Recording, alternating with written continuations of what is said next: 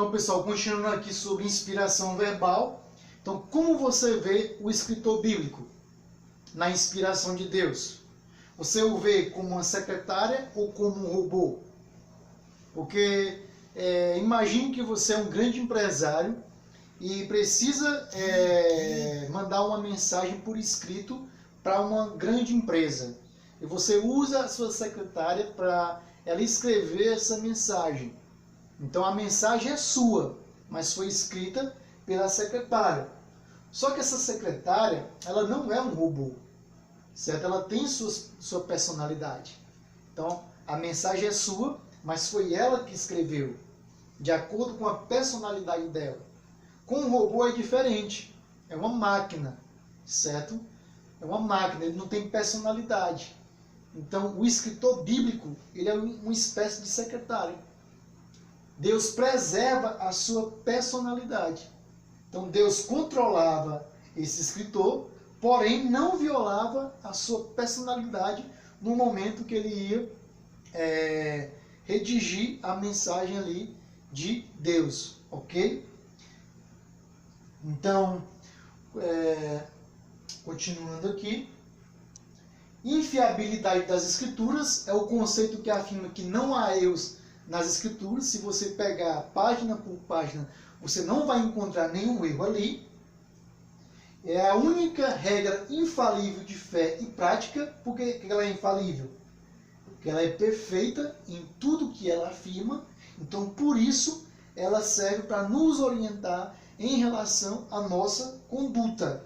Só que esse termo infalível, ele acabou sendo usado como ataque do liberalismo. Porque o liberalismo vai afirmar que há erro sim na palavra de Deus, e que esse termo infalível ele é mal usado. Que infalível é apenas em questões de fé e moral. Então, quando se fala em questão de doutrina, quando se fala em questão de fé, a Bíblia ali ela é infalível, mas ela contém erros. Certo? Isso que eles vão defender. Então, para acabar com esse ataque do liberalismo, eles conceituaram de uma forma melhor o que a Bíblia é infalível. Então, ela é infalível porque é a perfeita verdade em tudo que afirma. Então, tudo que ela vai afirmar, ela é perfeita. Não há erro. Certo? E surgiu um outro conceito. Ela é inerrante. Então, seus manuscritos originais não contêm erro. Então, a mensagem escrita não há erro, certo? Não há erro. O ataque do liberalismo era dizer que a mensagem escrita ali tinha erro, certo? Claro, em questão de fé e conduta não havia, mas a mensagem escrita sim tinha, beleza? Então, o infalível é a perfeita verdade em tudo que afirma, tudo que a Bíblia diz é verdade, e inerrante, nenhuma mensagem ali que foi escrita há erro, ok? Então, o que é interpretação bíblica? Nós temos aqui o conceito de hermenêutica. Você sabe definir o que é hermenêutica?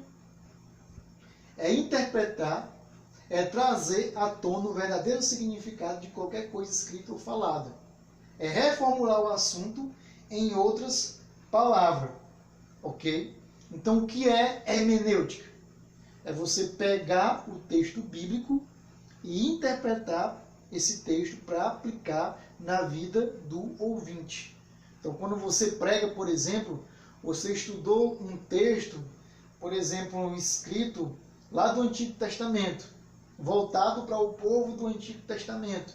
Agora você vai trazer e contextualizar esse texto, certo? Na vida dos ouvintes. Então, é uma das partes da pregação, ok?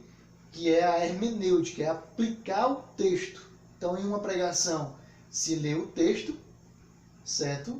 Se explica o texto e depois você aplica. Sempre na pregação é assim, lê, explica e aplica. Essa parte da aplicação é a hermenêutica. É reformular o assunto em outras palavras, é você interpretar, ok?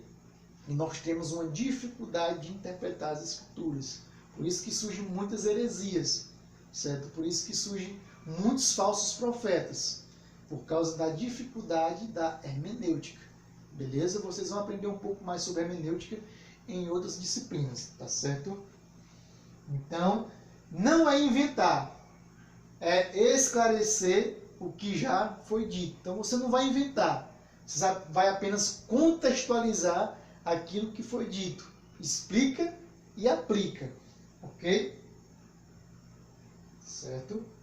Continuando aqui, falando um pouco sobre inspiração, certo? Definindo novamente aqui um outro conceito, é a influência sobrenatural do Espírito Santo exercida sobre os autores da Bíblia, certo? Então, o Espírito Santo é usado por Deus para influenciar o escritor bíblico a escrever a mensagem de Deus, a revelação de Deus.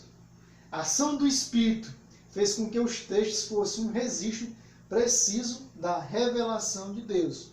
Então, esses escritos nada mais é do que a revelação de Deus escrita, certo? Então, Deus está se revelando através... Deus se revela e ele preserva essa revelação através do texto escrito. Qual é a importância? Deus geralmente não repete sua revelação, já foi falado anteriormente. Deus ele não fica repetindo sua revelação. Então é necessário um meio para preservá-la, certo? Ok? Beleza? Então, por exemplo, Deus vai usar só a tradição oral, uma história passada de pai para filho, aí o filho passa para o outro filho passa para o filho dele. Não, porque essa tradição oral, ela é falha e pode ser corrompida. Por isso que tem que ser escrita essa revelação de Deus. Então, revelação é o quê? É a comunicação da verdade de Deus aos seres humanos. A gente viu isso nos slides anteriores. E inspiração é a retransmissão da verdade dos primeiros destinatários, judeus apóstolos, seja na mesma época, seja posteriormente. Então, revelação é a comunicação da verdade de Deus a um determinado povo, por exemplo, aos judeus, aos apóstolos, e a inspiração na retransmissão dessa mensagem. Só que essa retransmissão agora ela é escrita. Isso é inspirado. Deus, ele sopra no homem a sua mensagem, ok? Então o Espírito Santo vai e sopra a mensagem de Deus no homem. E o homem escreve essa mensagem, ok? É possível haver uma sem a outra. Há caso de inspiração sem revelação e há caso de revelação sem inspiração. Como por exemplo, inspiração sem revelação. Algumas informações nas escrituras já estavam disponíveis a qualquer pessoa que as investigasse. Então Deus ali, ele não soprou a sua mensagem naquele momento da escrita.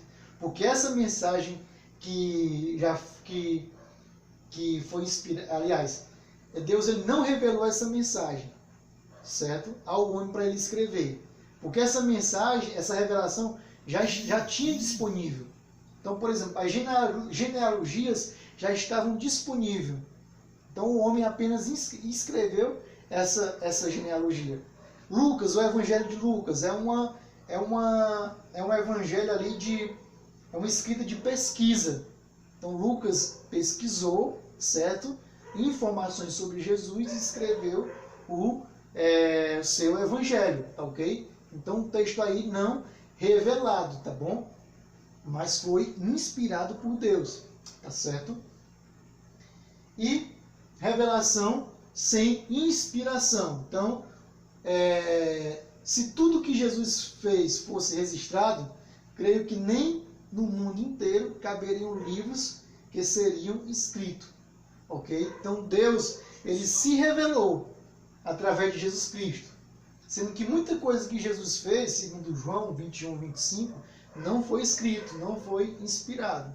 Então, há revelação sem inspiração, ok? Sem Deus usar o Espírito Santo para que aquilo fosse escrito, beleza? O Espírito Santo foi seletivo ao escolher o que os autores bíblicos relatariam sobre sua inspiração. Então, aqui uma seleção do que o Espírito Santo queria que fosse inspirado, colocado aí para fora, tá ok? Então ele sopra e o homem coloca para fora. Então, a Bíblia dá testemunho de sua origem divina de várias maneiras. Olha só o que diz 2 Pedro 1, 20 e 21. A profecia nunca foi produzida por vontade humana, mas homens falaram da parte de Deus, conduzido pelo Espírito Santo. Então você vai ver aqui uma série de afirmações dando testemunho da origem divina das Escrituras. Então, os próprios autores acreditavam e afirmavam que a Escritura era uma mensagem divina, que a Escritura era uma mensagem inspirada por Deus. Toda a Escritura é divinamente inspirada, que Paulo falando, toda a Escritura é divinamente soprada. Deus soprou essa Escritura, ok? Assim como Deus soprou ao homem o fôlego de vida, ele soprou a sua mensagem. Então Deus sopra a sua mensagem e o homem escreve essa mensagem, ok? Mais aqui um texto. Irmãos, devia se cumprir a escritura que o Espírito Santo predisse pela boca de Davi, uma afirmação aqui de Pedro, ok? Então ele acreditava que Davi, ele foi um homem usado por Deus para escrever sobre Jesus, ok? O Senhor dos Exércitos disse isso. Perceba que isso é muito comum no Antigo Testamento. O profeta está afirmando que a mensagem é divina. Assim diz o Senhor dos Exércitos diz isso. Essas são as palavras que o Senhor disse acerca de Israel e de Judá. Jeremias 34.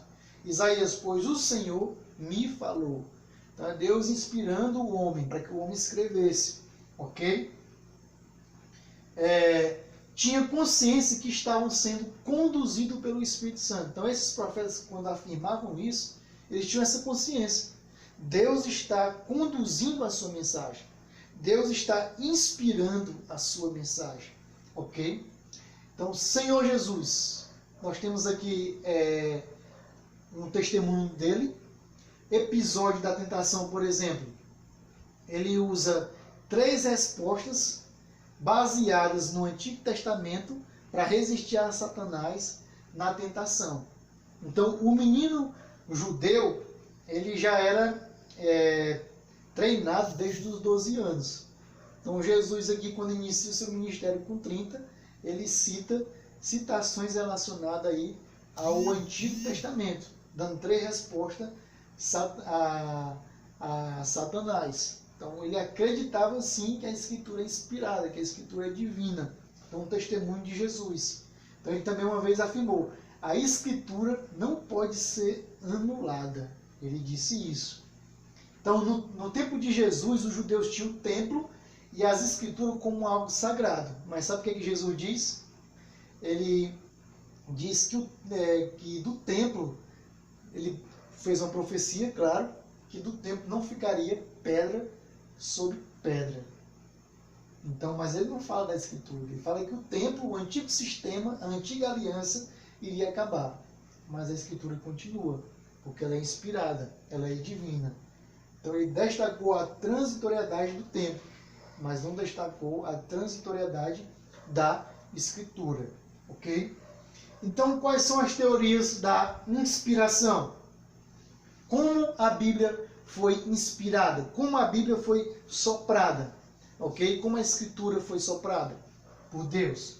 Tem a teoria da intuição, que é defendida pelos teólogos do liberalismo, onde eles dizem: a inspiração dos autores bíblicos foi igual à de outros grandes pensadores do campo da religião e da filosofia. O que eles estão dizendo aqui?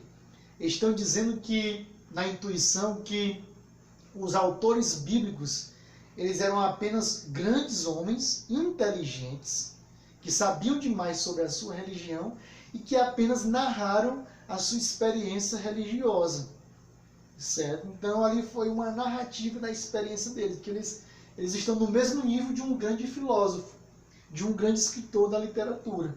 Então a Bíblia é uma literatura religiosa que reflete apenas as experiências desses homens. Certo? Não é que Deus ditou o que eles tinham que dizer. Não é que Deus usou eles para escrever aquilo ali. mas apenas pela intimidade que eles tinham com Deus, eles escreveram o que eles achavam que era interessante. E tem a questão da iluminação, a teoria da iluminação. Há uma influência do Espírito Santo, mas apenas para aperfeiçoar o que o autor já sabe. Não há uma comunicação especial. Então eles veem aqui uma influência do Espírito Santo, mas apenas para ajudar o autor a escrever. Então, essa influência ela é vista como um estimulante para o estudo.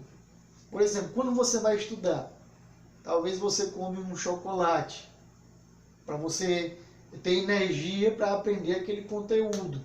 Talvez você toma café à noite, para não dormir. E assim, você ter mais capacidade para aprender. Então, eles veem o Espírito Santo assim como um estimulante, como alguém que facilitaria a escrever o que eles queriam escrever. Não alguém que revelasse a verdade de Deus, mas alguém que o ajudasse a escrever. Entendeu? Então, a dinâmica, a teoria da dinâmica, há uma combinação da direção do Espírito Santo com as características pessoais do autor na redação do texto bíblico. O Espírito Santo orienta, mas não anula a personalidade do autor. Então aqui a gente já vê uma coisa mais assim legal de concordar com essa teoria. Há uma combinação, o Espírito Santo orienta, mas ele não anula a personalidade do autor. Ok? É assim que a gente acredita. O Espírito Santo orientou o autor bíblico a escrever a revelação de Deus. Ele inspirou, mas ele não anulou a sua personalidade. E a verbal, como a gente já estudou, a ação do Espírito Santo é tão intensa que cada palavra é a palavra exata que Deus queria ver empregada naquele momento. Certo? Só que aqui não é o ditado. Ok? Então, essa comunicação verbal é que a mensagem ali revelada era aquilo que Deus queria revelar. Tá ok? Só que não é um ditado, mas a mensagem é aquela mensagem. Mas Deus preservou ali a personalidade do autor. E o ditado, a teoria do ditado é que muitos acreditam que realmente Deus disse palavra por palavra o que estava sendo escrito. Ok? Então qual é a sua teoria sobre a inspiração? Beleza? Qual é a sua teoria sobre como a Bíblia foi inspirada? Certo? A gente precisa saber sobre isso, tá ok? Então Deus abençoe vocês. A gente está encerrando aqui a nossa aula, tá ok? Até a próxima semana. Até mais.